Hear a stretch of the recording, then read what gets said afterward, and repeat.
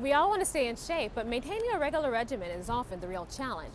So join me as I work out with Equinox trainer Sarah Chang for some fitness tips that will turn your resolutions into reality. The American Academy of Dermatology recommends that everyone use a broad-spectrum sunscreen with a minimum SPF 15 every day.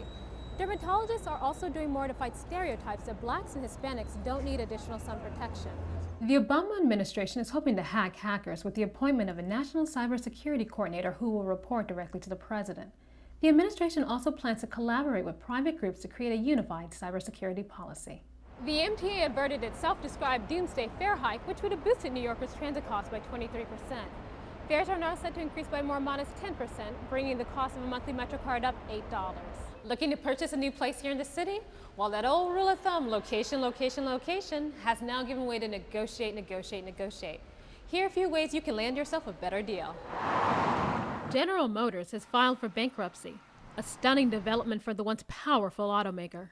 It's not just any company we're talking about. It's GM. The federal government will now have a 60% stake in General Motors. The government and GM hope that the cash infusion will allow the Detroit automaker to emerge from bankruptcy as a leaner, meaner automaking machine. This is historic. No one would have ever imagined General Motors, an icon of American industry, such an industrial powerhouse, really flat on its back and in care of the government right now, filing for bankruptcy. GM is the nation's largest automaker and will continue to sell cars under the Chevrolet, Buick, Cadillac, and GMC brands. The car maker has opted to phase out Pontiac, but intends to sell its Hummer, Saab, and Saturn brands. GM has already reached a tentative deal to sell Hummer that could save 3,000 U.S. jobs. The government is hoping that its $30 billion investment in GM will pay off by salvaging even more American jobs. The problem?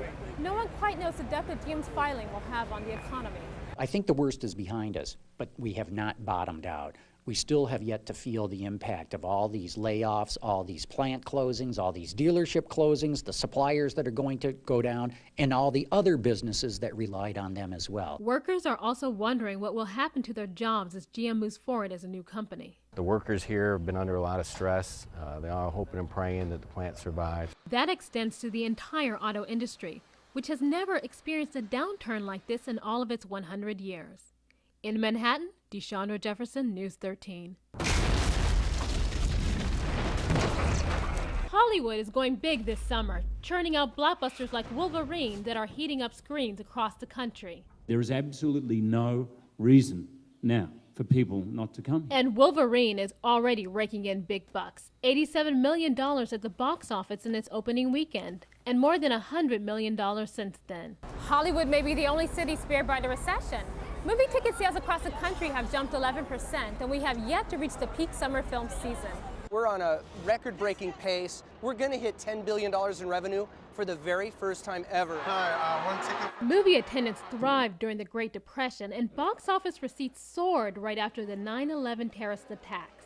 Psychologists say movies are often an escape from real-world problems, so a bad economy can mean more trips to the box office. Now that the recession's hit, it's been more often. I want this. Exactly. You want this. With such a tremendous increase, Hollywood executives may be more worried about an economic recovery rather than the recession that's bringing every other industry such grief.